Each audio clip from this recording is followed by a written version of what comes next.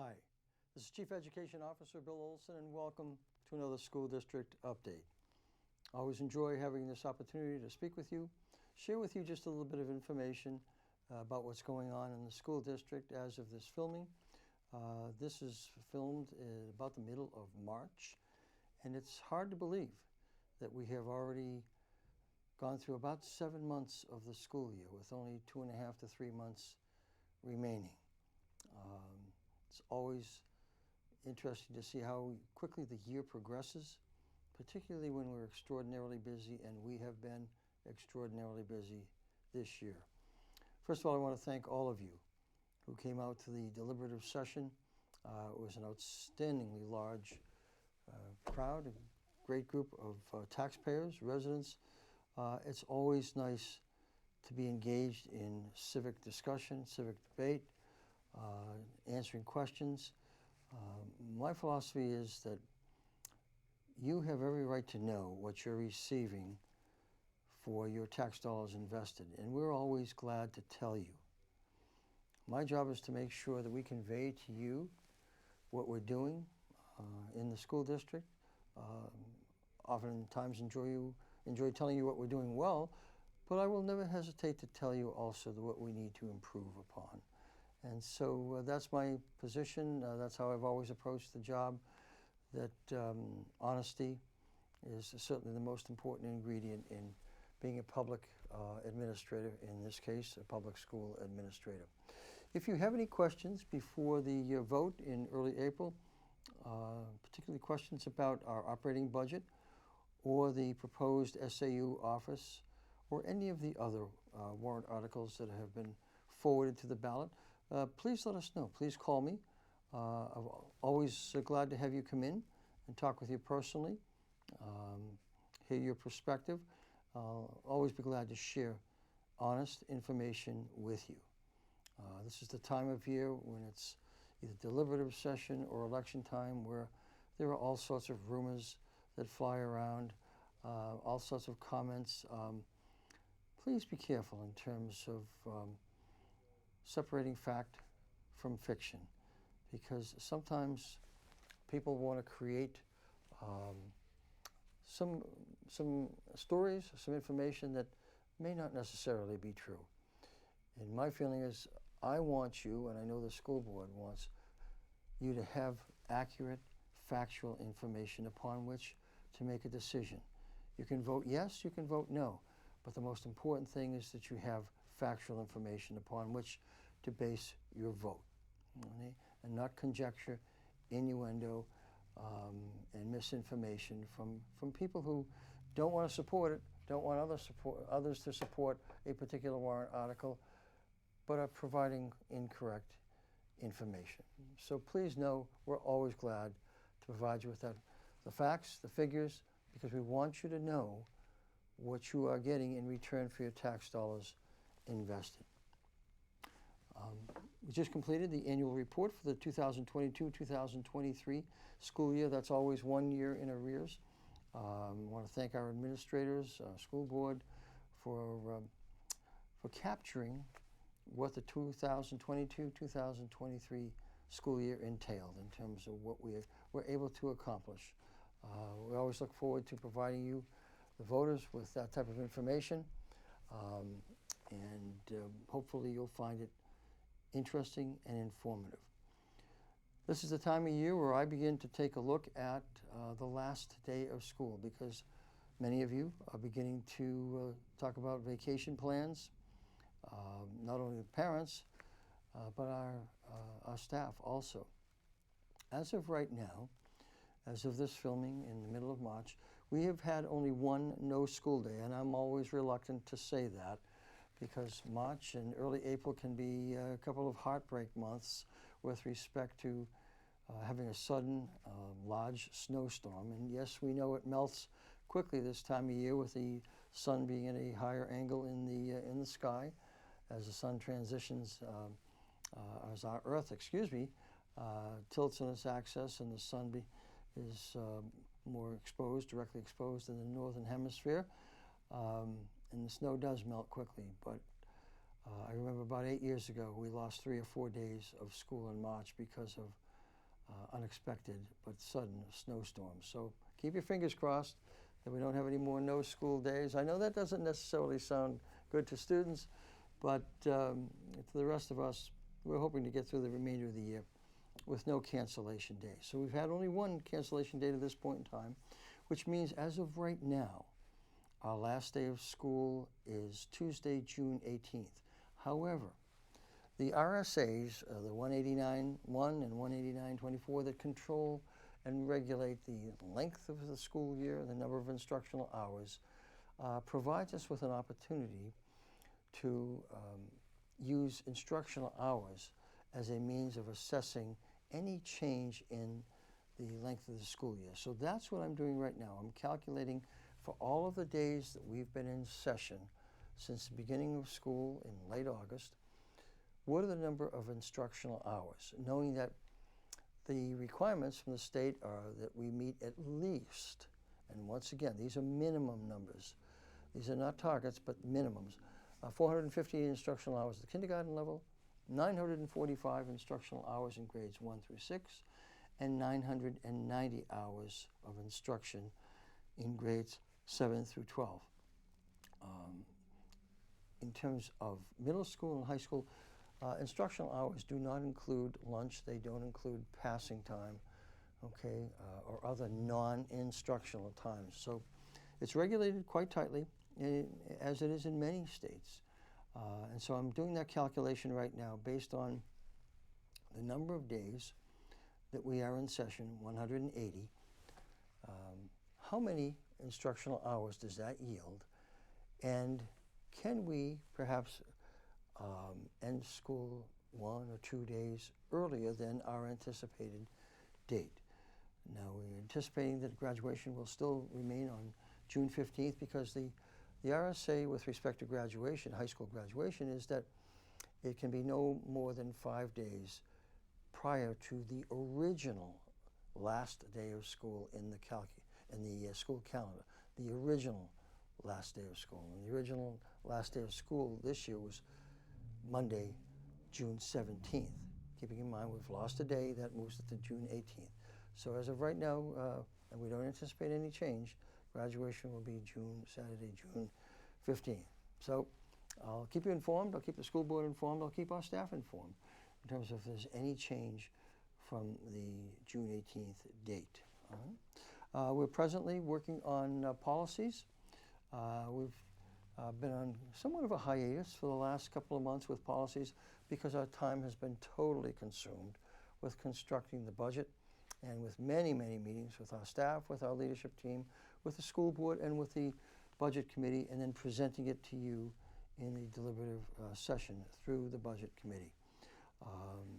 Coming up shortly, we'll have the dress code policy that we began to look at with the school board several months ago, but we've tweaked it in a few different ways based on school board input and input from the leadership team. So we're looking forward to bringing that back in early April to the school board for eventual approval prior to the end of this school year.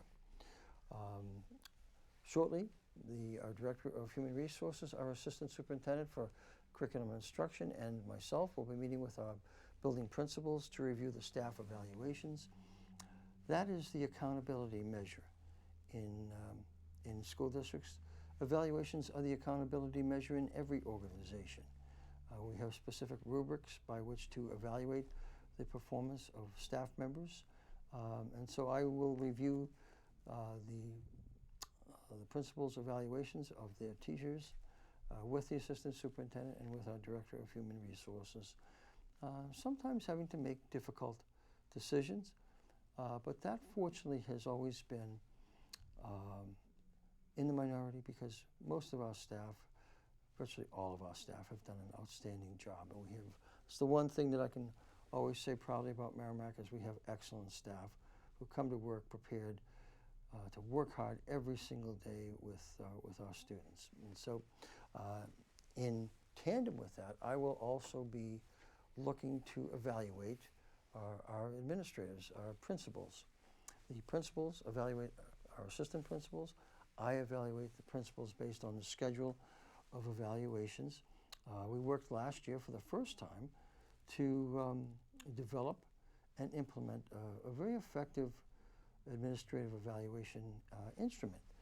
And we evaluate our administrators, our principals, and our assistant principals in the areas of instructional leadership, culture for teaching and learning. Culture is extraordinarily important. I'll talk about that in a minute. Professional learning environment. Do they create and sustain a professional learning environment? Organizational resilience. You know, there are a lot of times that we have challenges each and every day of the school year, and resilience, it's important to have and possess and build organizational resilience to make sure that we can persevere and continue to exercise patience and persistence in moving forward and doing what we need to do based on the needs of students. And professional responsibilities. Do our administrators meet or exceed the responsibilities, the professional responsibilities that we expect of them? You know, we've done a lot of work on organizational culture in the last couple of years because my feeling is that anything good or not so good is very much dependent upon an organization's culture. How we work with each other, how we collaborate, do we trust each other, do we respect each other, do we inspire, and do we motivate, and do we believe in each other? And that's important. How do we communicate, how do we work together to support each other to make sure that great things happen for children? You know, one of the readings that we did a couple of years ago was a book by Ken Wilcox, Leading Through Culture. And I always look at leadership having the effective leadership having the following characteristics. First of all, technical competency. Do you essentially possess the training and the skill to be in that job and to be performing the job? We're very fortunate to have excellent administrators along with our teachers and paraprofessionals. So are people competent in what they're doing? Is there authenticity in what they're doing? Do they possess confidence? Because confidence and courage are extraordinarily important. Being able to make difficult decisions based on the information that you possess. Those decisions being in the best interest of students and the organization as a whole. Do you display kindness and humor? Because I believe that's always important. I always enjoy working with those people who are authentic, who are confident in what they're doing, who possess the courage to have difficult conversations sometimes with myself, with others, with their staff, with their colleagues, but who are kind and display humor. All right? I think that's very important in terms of personal characteristics. And so there are a number of different areas that we look at in terms of evaluations to make sure we have the right people in the right positions working with our students. As you know, we presented the operating budget at the deliberative session after a long process of review with our school board and the school budget committee. And I want to thank those two boards for spending a tremendous amount of time in reviewing and deliberating what is a budget that we feel is in the best interest of students. I've been doing budgeting for a long time, for about 40, in fact, over 40 years. My approach to budgeting, and this organization's approach, the Merrimack School District, is not to simply engage in what's called incremental budgeting. In other words, well, if we have $50 million this year, give us $55 million next year and we'll do great things. No, we have to prove what we're going to do to the school board, to the budget committee, and to all of you, based on our conversations with our staff, sometimes with our students, because they always provide us with interesting information. But we need to assess, and we always will work to develop a budget that is based on the needs of students. What are the current and emerging needs that we are witnessing? What is it that we haven't seen before that we now need to adapt and adjust to in terms of programs and services for our students? And so there's a method to the madness of doing this, in a manner of speaking.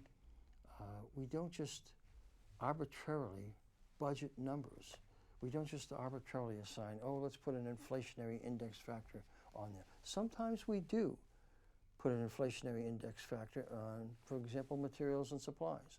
We keep a careful eye on the consumer price index as reported by the Bureau of Labor Statistics in educational supplies and textbooks, educational furnishings, insurances, transportation services, lots of important, on utilities, lots of important services that we consume, just like you consume in your homes.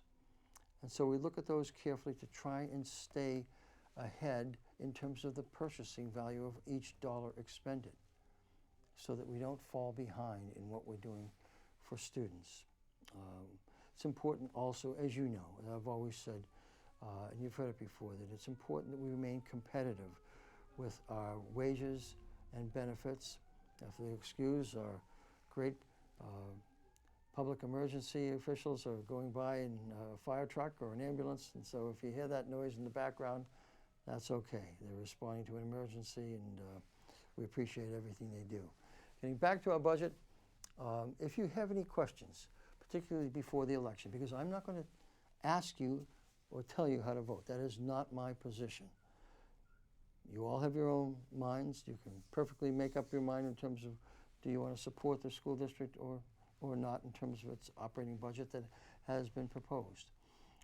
But we will always be glad to provide you with information about the budget and what's behind every dollar that's budgeted in that huge budget book. As I've always said, it's a book full of numbers, but every one of those numbers represents some staff member, some program, or some service to benefit our students. What's of interest is that since 2014, we've had many years of school district budgets that have been presented to voters that are below the default level budget. Those budgets, in my opinion, have not allowed us to make the progress that we have needed to make. And by progress, I mean bringing forth curriculum that is updated, that is aligned with state standards, and that meets the needs of our students, and is important for the staff to buy into that curriculum also, and those curriculum revisions through professional development that we provide, and through collaborative conversations. That our teachers do an excellent job delivering the curriculum, but we need to make sure that the curriculum that they are delivering is modern, is up to date, and aligned. And that's what we've spent a lot of time and money on in the last couple of years. When I first started here, we had no professional development early release days. We have 5 now. Those days are crucial, are vitally important for our teachers to learn about the new literacy programs, new math programs, new science programs that we're bringing at various grade levels to benefit your children, to benefit our students. That's my obligation to you, is to make sure that we're current, and as current as possible, in everything we do. I'm proud to say that in the budget for next year, we are able to, as submitted to you, the budget that we have submitted, not the default budget, but the budget we have submitted, will continue the Pathways program to graduation, which is now allowing us to allow 12 seniors to graduate with a diploma that they ordinarily would not be receiving. That's a program we started 2 years ago that we did not have. Many of our programs and services could potentially be at risk with a default level budget. I have to tell you that because I mean that honestly. I don't engage in verbal hyperbole and scare tactics when I talk about budgets. I like to talk with you honestly about what's at stake.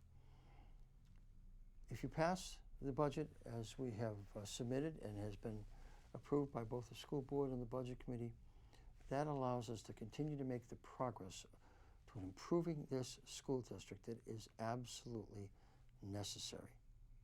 We have not had good reading nor math scores, and it's incumbent upon me, it's incumbent upon our leadership team and our staff to make sure that we are providing the best instruction possible, and that means that we have to provide a better curriculum, which we are doing, we have been doing, and we want to continue to do over the next few years.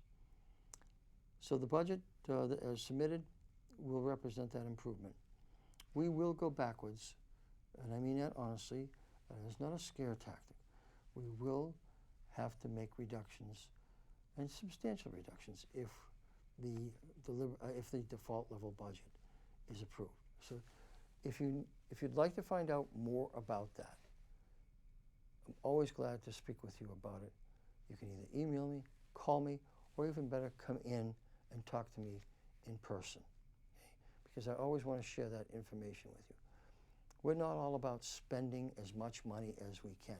We're about identifying the needs of students and how do we responsibly meet those needs to make sure that we're educating children who are productive in the labor force, who go to college if they wish to, okay, go to the military, which is an honorable career, but we want to make sure that they are prepared from preschool right through grade 12. Also want to say thank you for reviewing the proposed SAU building. As you know, we've been able to refine the numbers more carefully. We've cut down the size of the building. I've heard some residents say to me, well, it's a Taj Mahal. It's not a Taj Mahal. It's kind of an oversized house, a couple of houses, about 8,700 square feet, scaled down from a little bit over 11,000 square feet. Just a wood construction building, nothing overly ostentatious about it. We're not looking for anything that is a testimonial to architectural creativity, just a simple, straightforward building with appropriate workspaces for us to work in, that provides confidentiality and that provides security. And that's very important in today's modern day workplace. The number right now is 4.9 million. That's what we anticipate the number will continue to be. The actual construction of the building is 4 million. And other services, other administrative costs, civil engineering, borings and testings, builder's risk insurance, all other administrative services come to about $800,000 to $900,000. That's where we get the 4.9 million.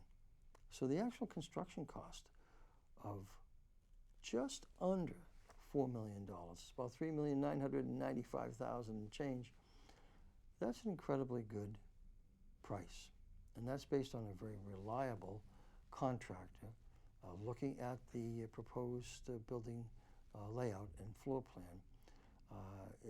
That price has come from a company that is both responsive in terms of understanding the building specifications and responsible. Those are the two operative terms that you want to look at when you select a contractor for any type of school or school-related or municipal-related construction project. Are they responsive in the fact that they understand and are bidding on the specifications? And are they responsible? Are they a responsible contractor? Which means, are they capable, by reason of projects that they have done in the past, that they have shown that they are competent and capable of doing a project of that size and scope? So those are the two operative terms that you want to look at and always want to consider when you're dealing with contractors to build any type of municipal or school-related structure. Once again, if you have any questions about the proposed SAU office or any of the other warrant articles, the roof repair at the JMU's school, we're proposing to do some window replacement at JMU's also because they're deteriorating and they need to be desperately replaced. But any of the projects, the operating budget, proposed SAU facility, please let us know. We are never reluctant and always willing to answer your questions because you deserve those answers and you deserve accuracy upon which to make your vote. Always look forward to talking with you. Please let me know if you have any questions or any comments. If there's anything you'd like to see on this cable program from time to time that you haven't seen and that I haven't presented to you, let me know, because I'll be glad to adjust what I present to you occasionally so that you're deriving the most information possible out of what we're presenting about the Merrimack School District. So this is Bill Olson, Chief Education Officer. Thank you again. I enjoy being with you, and I'll see you next time.